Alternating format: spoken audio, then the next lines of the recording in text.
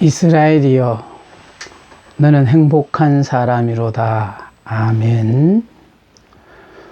예수 믿는 우리가 모두 행복자로 사는 것이 하나님의 뜻입니다. 오늘은 창세기 27장부터 창세기 47장까지 야곱과 요셉에 대한 얘기를 하고자 합니다. 요셉은 노년에 얻은 아들이므로 이스라엘이 여러 아들들보다도 그를 더 사랑하므로 요셉을 위해서는 채색 옷을 지어 입혀서 남의 눈에 띄게 했습니다. 야곱의 11번째 아들로 태어나 아버지의 특별한 사랑을 받은 요셉은 아버지의 후광을 입고 형들을 감독하는 감독자로서의 세움을 받아 형들의 비행을 낱낱이 아버지에게 보고하는, 불의하고는 타협하지 않는 강직한 사람이었습니다. 어느 날 요셉이 꿈을 꾸었습니다. 하나님은 앞으로 그 사람에게 있어질 일들에 대해서 어떤 사람에게는 꿈으로 가르쳐 주시고, 어떤 사람에게는 이상으로, 어떤 사람은 환상으로, 또 어떤 사람에 대해서는 말씀으로 주십니다. 저는 이스라엘이여, 너는 행복한 사람이로다, 이 말씀을 깨닫고 난 뒤부터요, 결국은 내가 이스라엘만 되어지면은 나는 행복한 사람이 되는구나.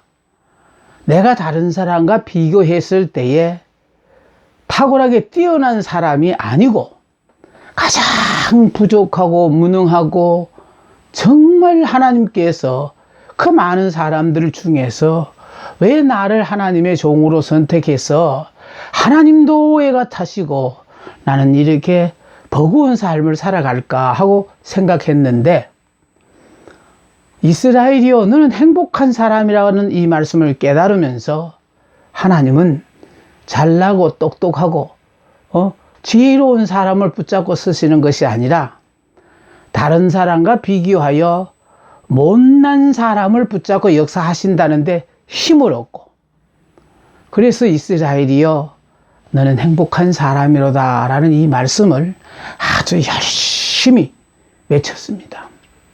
이 말씀을 외침으로 말미암아 힘들고 어려웠던 모든 지난날의 삶은 툭툭 털고 오늘 이 시간까지 이렇게 건강한 모습으로 정말 행복자로서, 앞선 행복자로서 뒤따르는 모든 분들에게 우리가 행복하게 사는 것이 하나님의 뜻입니다를 하나님 부르시는 그날까지 전하기 위하여 이렇게 애를 씁니다. 하나님이 요셉에게 꿈을 주셨는데 그 첫 번째 꿈의 내용은 밭에서 곡식단을 묶을 때 요셉의 단은 일어나고 형들의 단이 요셉의 단을 둘러서서 절을 하는 꿈입니다.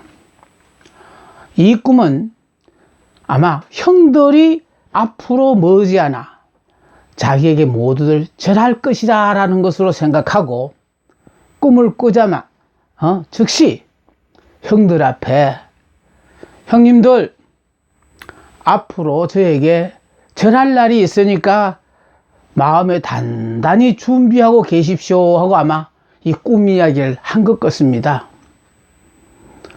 이렇게 첫 번째 꿈을 꾸고 이야기를 했더니 다시 또 두 번째 꿈을 하나님이 주셨어요. 그 꿈의 내용은 또 뭐냐?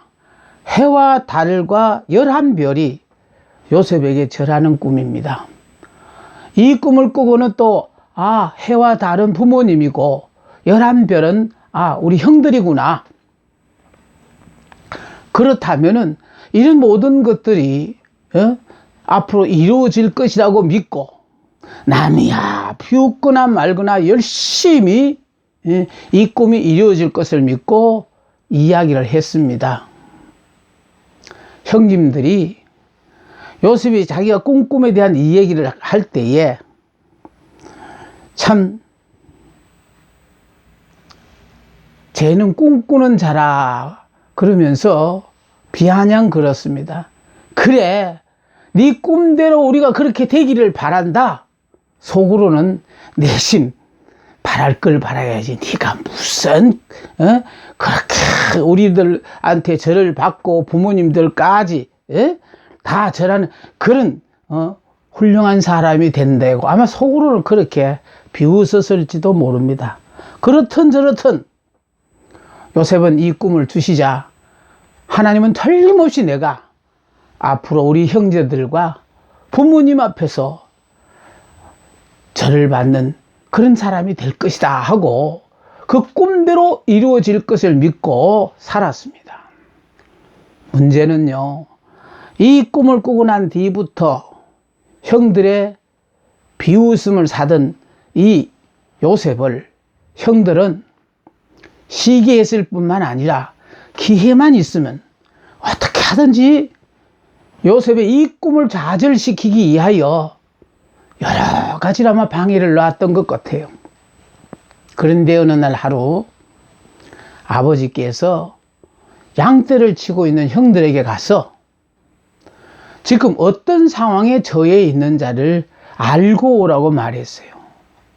요셉은 즉시 아버지의 분부를 받고 형들이 양떼를 치고 있는 세겜으로 갔습니다. 세겜으로 가서 찾았더니 형들이 보이지를 않았어요. 다른 사람 앞에 수소문을 했더니 도단으로 갔다는 말을 들었습니다. 그래서 도단으로까지 찾아갔다가 형들을 만나자 형들은 꿈꾸는 자가 저기 온다. 우리가 저 꿈꾸는 자의 꿈이 그대로 이루어지는가 보자 하면서 그 꿈이 이루어지지 않게 하기 위해서 요셉을 물 없는 구덩이에 집어넣고 말았습니다. 형들은 물 없는 구덩이에 집어넣음으로 말미암아 거기서 아마 굶어 죽도록 하기 위한 것이었는지 몰라요. 요셉이 물 없는 구덩이에 들어갔을 때 동서남북으로 다 막혀 있고 오로지 열려 있는 데는 하늘밖에 없었습니다. 하나님은 물 없는 구덩이에 들어가는 그 순간부터 요셉에게 네가 좌우 동서남북을 살펴봐라. 네가 의지할 건 아무것도 없다. 오로지 너 머리 위를 쳐다보니까 하늘만 보이니까 하나님만 바라보고 살아라 하는 아마 그런 암시였던 것 같습니다. 문제는요, 하나님이 우리에게 아무리 좋은 꿈을 주더라도 또 아무리 좋은 말씀을 우리에게 주시더라도 그 말씀을 아멘으로 받지 않으면 나하고는 상관이 없습니다. 저는 이스라엘이여 너는 행복한 사람이로다 라는 이 말씀을 깨닫고요, 깨닫는 그 순간부터 열심히 외쳤습니다. 가장 힘들고 어려울 때였는데 그 말씀을 외치면서 하루가 다르게 그 어려운 고통의 수렁에서 빠져나올 뿐만 아니라 오늘에 이르기까지 나를 아는 모든 사람들 앞에 정말 행복자로서의 멋진 삶을 살면서 하나님이 우리에게 원하시는 것은 예수 믿어서 영생하고 행복하게 사는 것인데, 예수를 믿음으로 말미암아 우리는 영생을 보장받았고 행복해야 되는데 행복하지 않는 이유는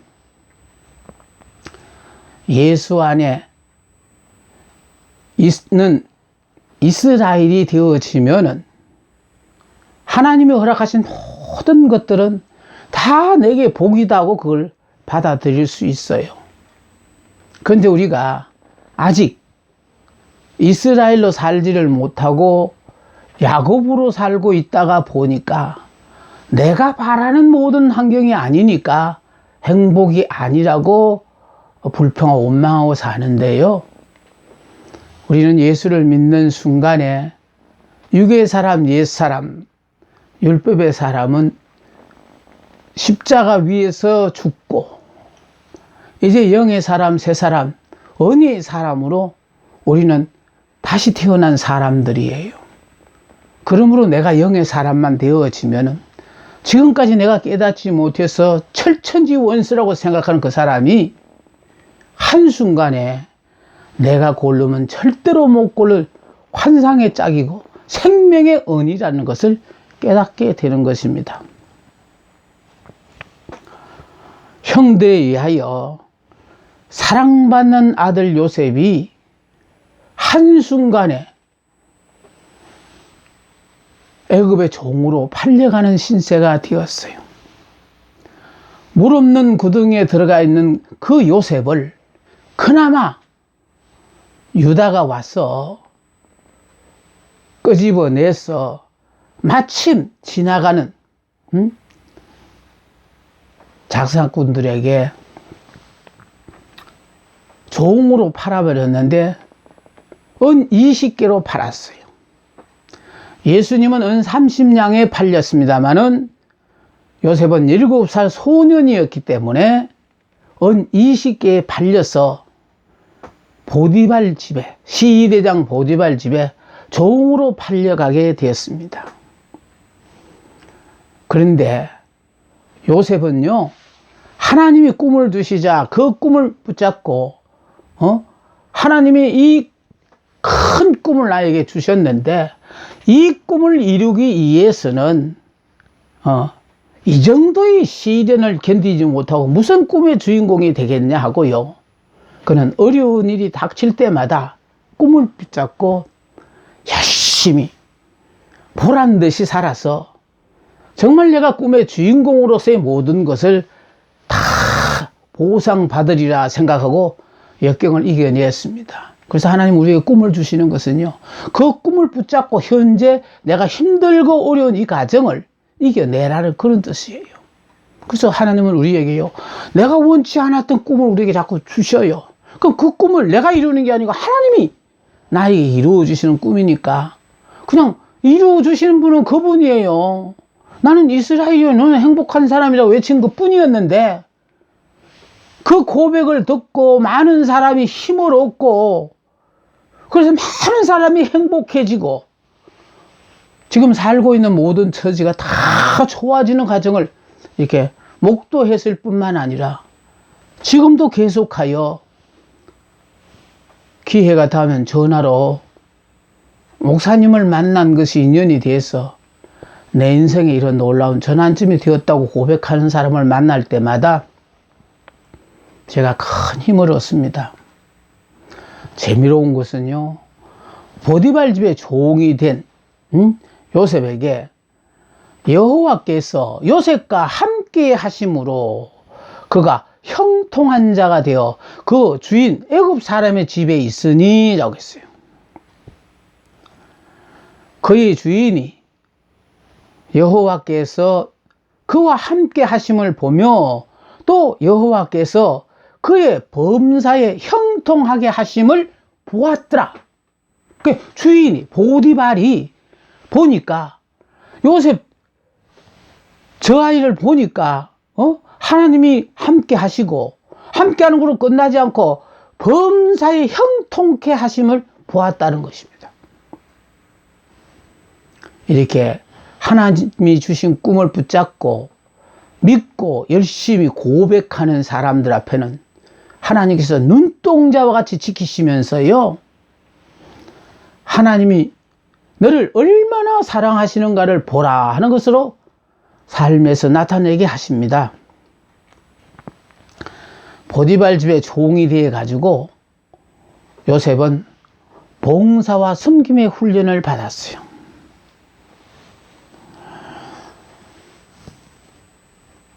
종에서 이제 조금 편한 직위로 올라선 것이 바로 가정의 총무가 되었습니다. 가정의 총무가 됨으로 말미암아 그가 요셉에게 자기의 집과 그의 모든 소유물을 주관하게 한 때부터 여호와께서 요셉을 위하여 그 애굽 사람의 집에 복을 내리심으로 여호와의 복이 그의 집과 밭에 있는 모든 소유에 미친지라. 보십시오. 행복자 한 사람이 가는 곳곳마다 하나님께서 눈동자와 같이 지키시고 주변의 모든 사람들 앞에 저 사람 까닭에 우리가 복을 받는다 하고 다 이렇게 고백하게 되어 있어요.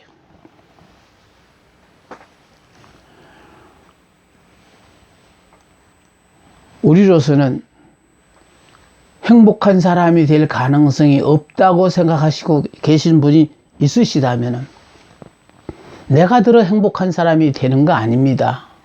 하나님이 우리를 행복자로 만들어 주시고 내가 행복자가 아닌가 긴가는 내가 무슨 말을 하든지 그 말이 땅에 떨어질세라 이루어 주시고 주변의 모든 사람들의 눈에 정말 저분은 하나님이 함께 하시는 분인가 보다 인정하게 만들어 주신다는 거예요. 자, 이렇게 인정을 받다가 보니까 종에서 1계급 승진을 해가지고 가정의 총무가 되었습니다. 자, 가정의 총무가 되고 나니까요, 보디발의 가정을 출입이 잦아지게 되어졌어요.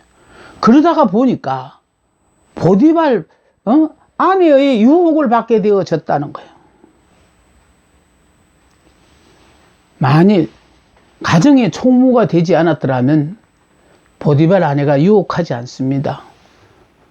가정의 총무가 되어서 가정에 자주 들락거리고 있다가 보니까 보디발 아내의 눈에 띄게 되어졌고, 보디발 아내가 요셉을 유혹을 했어요. 당시 나이가 요셉이 28살이었어요. 건장한 청년이었어요. 보디발 부인이 자꾸 동침하자고 유혹을 했습니다. 저 같으면 어떻게 했을까 한번 생각해 봤거든요. 아이고, 그냥 주인마님 진작거리시지 않고 하고 동침하자 그러면 동침했을 것 같아요. 그런데 요셉은요, 옷을 붙잡자 옷을 벗어 던지고 뛰쳐나왔어요. 내가 어찌 이 큰 악을 행하여 하나님께 죄를 지으리까? 하나님 앞에 사는 사람들은요, 하나님이 두려워서 은밀한 죄라도 짓는 것을 삼가합니다. 동침하지 아니할 뿐더러 함께 있지도 아니하니라. 문제는요, 동침하지도 않았을 뿐만 아니라 함께 있지도 않았는데 무한을 당한 보디발의 부인이 반대로 요셉이 나를 급탈하러 들었다가 내가 비명을 지를 때 이 겉옷을 벗어놓고 미처 입지를 못하고 도망갔다라고 뒤집어 씌웠습니다. 그래서 죄를 짓지 않았지만은 보디발 아내가 누명을 씌워서 감옥에 가두게 했습니다. 그래서 가정의 총무가 하루아침에 또 죄수가 되었습니다. 그것도 누명을 쓰고 감옥에 갇혔어요. 하나님은요, 보디발 집에 종살이를 하면서 보디발이 다른 종들과 비교해서 열심히 일하는 그런 사람인가, 게으름을 피우는 사람인가를 하나님은 그걸 테스트했었어요. 뿐만 아니라 가정의 총무가 되어져서 보디발 아내의 유혹을 했을 때에, 주인마님에게 잘 보이면 종은요 편하게 살 수 있어요. 그럼에도 불구하고 그 유혹을 뿌리쳤다는 그 자체가 다시 말해서 이성면에 대해서 깨끗하다는 거예요. 왜냐하면 앞으로 그 꿈대로 이루어지면 요셉은 애굽의 총리 대신이 될 사람이에요. 높은 관리가 되어질 사람이 부지런한지, 또 물질에 대해서 깨끗한지, 또는 여자에 대해서 깨끗한지, 이걸 다 하나님 미리 시험하시는 거예요. 절제 훈련을 테스트한 거예요. 자기 정욕에 대해서 절제할 수 있는지, 또 모함을 쓰고 감옥에 갇혔으니까 입이 가벼워서 내가 억울하게 감옥에 들었다고 이렇게 말이 많은 사람인지 하나님 그거 테스트 해봤어요. 모함 중에도 요셉은 함구했습니다. 죄수의 누명을 쓰고 감옥에 갇혀서 감옥에 갇혀 있는데도 불구하고요, 여호와께서 요셉과 함께 하시고 그에게 인자를 더하사 간수장에게 은혜를 받게 하심에 간수장의 직무대리가 되었다는 것입니다. 행복자 요셉은요, 어디를 가든지, 이게 행복자라는 건 다른 거 아니에요. 하나님이 나와 함께 하는 사람이 행복자예요. 내가 그래서 선한 목자 그림에 있어서 예수님의 품에 안긴 그 어린 양이, 그게요, 이스라엘이고 그와 같은 사는 사람이 행복자예요. 이스라엘이여, 너는 행복한 사람이로다.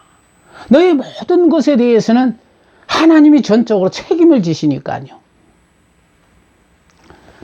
간수장의 직무 대리가 된 요셉이 어느 날 그 감옥 안에 두 간원장이 들어왔습니다.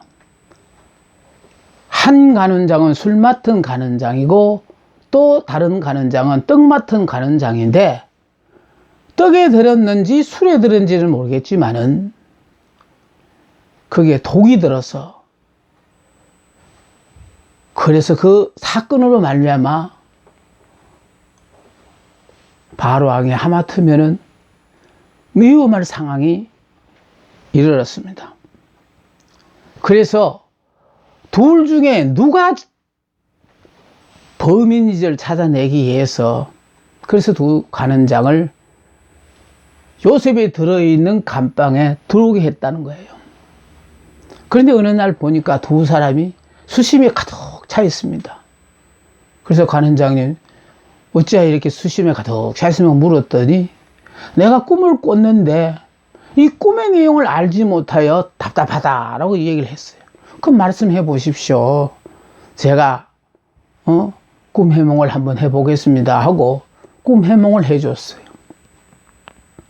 꿈 해몽을 했는데 꿈의 내용인즉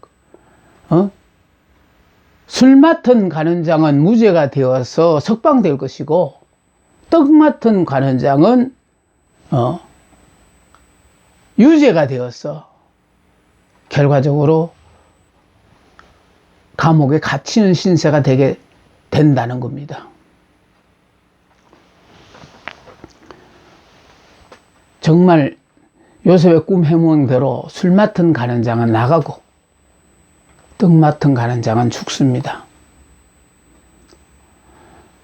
그래서 술 맡은 간원장이 요셉과 함께 있던 그 감방에서 나가는 때 요셉이 부여잡고요,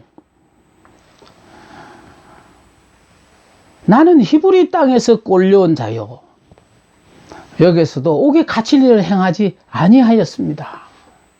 그런데도 불구하고 내가 지금 이 감방 안에서 나갈 희망이 없으니 내 사정을 좀 도와주십시오 하고 부탁을 드렸어요. 그때 요셉이 한 이 얘기가 이렇습니다. 자기는 히브리인이라는 사실을 잊어본 적이 없다라는 거예요. 이 말은 바로요, 나는 히브리 땅에서 끌려온 자요, 여기에서도 옥에 갇힐 일을 행하지 아니하였나는 이 말 속에 자기는 히브리인으로서 일이라는 사실 아예 잊어본 적이 없다라는 거예요.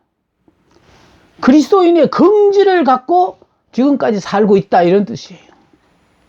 또 지금 애굽에서도 히브리인으로 살고 있다는 거예요. 내가 처해 있는 환경과 상관없이 나는 믿는 자로서 하나님 앞에 한 점 부끄러움 없이 이렇게 산다. 그런 뜻입니다. 이 말 속에는 자기는 결백하다는 것입니다. 내가 비록 몸은 옥에 갇혀 있는 몸이지만은 이 옥에 갇힐 만한 비행은 없다는 거예요. 우리가 살다 보면 그래요. 꼭 죄가 있어서 감옥에 들어가는 것만은 아닙니다. 때로는 억울한 누명을 뒤집어 쓰고도 들어갈 수 있어요. 그러나 죄는 짓지 말아야 합니다. 그동안 또 세월이 2년의 세월이 흘렀습니다. 요셉은 술 맡은 간원장이 복직이 되어 나가자 신신당부를 했던 것이 바로 뭐냐 하면은 제발 나가시거든. 내가 지금 감옥 안에 억울한 감옥살이를 하고 있으니까 나를 이곳에서 내보내달라고 얘기했을 때 아마 술 맡은 간원장이 내가 그렇게 해주겠다고 아마 얘기를 했을 거예요. 요셉은 철떡같이 믿고 정말 오늘이사 기다렸어요. 그런데 문제는 술 맡은 간원장이 나간 후에 깜깜무소식입니다. 그러니까 2년 동안 깜빵 안에서 기다리는데 왜 2년을 더 기다리게 하셨냐 하니까 그때 요셉의 나이가 28이라 그랬어요. 그게 28이면은 왜 고국 관리가 되려면은요 최소한 나이 30이 되어야 등용이 됩니다. 총리 대신이 되자면 30살이 되어야 되는데 자격을 갖췄다고 하더라도 30살이 되어야 되는데 아직 28이니까 그래서 2년의 세월이 또 가게끔 술 맡은 간원장이 약속을 잊어버리고요 2년 동안 그냥 전혀 소식이 없었어요. 그런데 문제는 바로왕이 꿈을 꿨습니다. 바로왕이 꿈을 꿨는데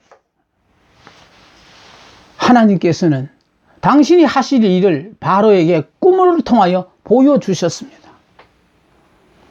너무나 인상 깊고 명확할 뿐 아니라 꿈을 2번씩이나 꿨습니다. 그래서 바로는 자기 자신이 이 꿈을 해석하지 못했고 술객과 박사들도 해몽하지를 못했습니다. 왜 못했는지 아십니까?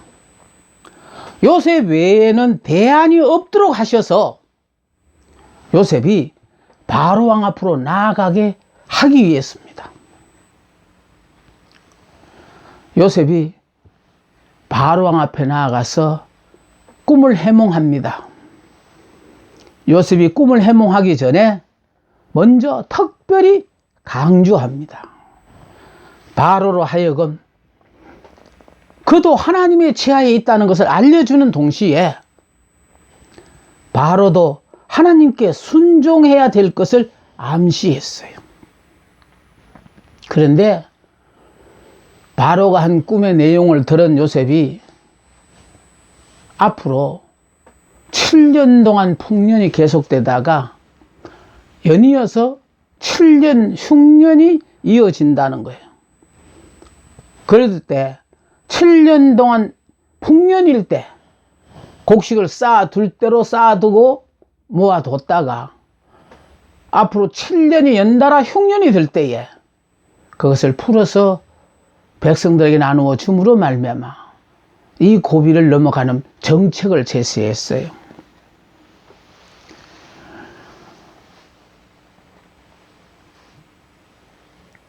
그런데 그것이 바로왕의 마음에 들었다는 거예요. 많은 분들이요 오해하는 것은 요셉이 꿈 해몽을 잘함으로 말미암아 실력도 없는 사람이 꿈 해몽 잘한 걸로 총리 대신이 된 걸로 착각하고 사는데 그렇지 않습니다.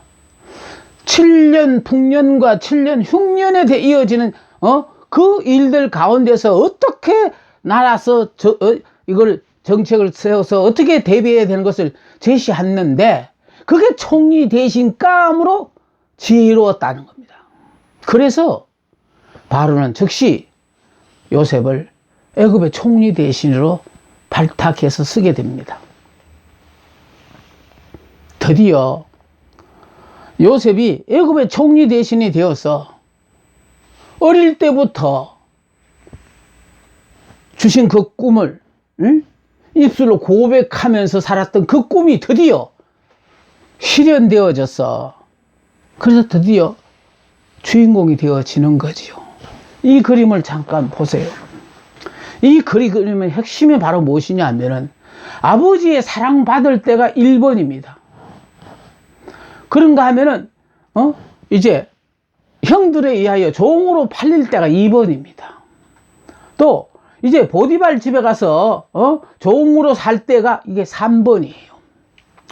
또 그 가정에 총무가 되었을 때는 4번, 또 제수가 되었을 때는 5번, 예. 또 이렇게 제수가 되었다가 이제 감옥에서 나갈 때가 6번, 예. 그 드디어 꿈 해몽을 잘함으로 말미암아 7번, 예. 8번은 뭐냐? 애굽의 총리 되었을 때가 8번이라고 이렇게 했을 때에 많은 사람들이 요셉이 언제부터 봤느냐는 게 굉장히 중요해요. 1번부터 본 사람은 다시 말해서 종으로 팔려가서 또 그 집의 가정의 총무가 되어서 또 이렇게 제수가 되어서 그 갖가지 어려운 모든 걸 다 거쳐오는 걸 봐서 야, 그런 어려운 가정을 다 거쳐오더니 드디어 애굽의 총리 대신이 되었구나 하고 이해를 하고요. 만일 이 순간부터 본 사람, 제수의 신부로 감옥에 갇혀있다 꿈 해몽 한번 잘함으로 말미암아 총리 대신이 되었다는 걸 알고 있는 사람은요, 내가 꿈 해몽만 잘하면 언제든지 총리 대신이 될 수 있다고 이 착각 속에 산다는 거예요. 저는 그것이 너무 안타까웠어요. 큰 꿈을 가진 사람은요, 큰 시련을 통과해야 되는 거예요. 그래서 어디서부터 당신은 요셉을 봤냐? 아버지의 사랑받는 아들로서 아버지가 채색 옷을 지어 입혀가면서 특별한 사랑과 고임을 받는 이 사랑받는 아들이 형들에 의하여 노예로 종으로 팔려가서 보디발 집에 가서 종살이 할 때, 또 종에서 그나마 조금 편하게 되어지는 가정의 총무가 되었을 때는 뜻하지 않게 또 보디발 안에 유혹을 뿌리친 그것이 죄를 안 지으려고 하나님 앞에 바르게 살기 위하여 나는 이런 죄를 짓지 않는다고 거역한 그것 때문에 뒤집어 쓰고 감옥에 들어가서 제수의 신부로 또 이렇게 2년 동안 살고. 그런데 문제는요, 하나님이 요셉에게 꿈 해몽하는 은사를 주셔서 그 꿈 해몽을 통하여 바로 왕을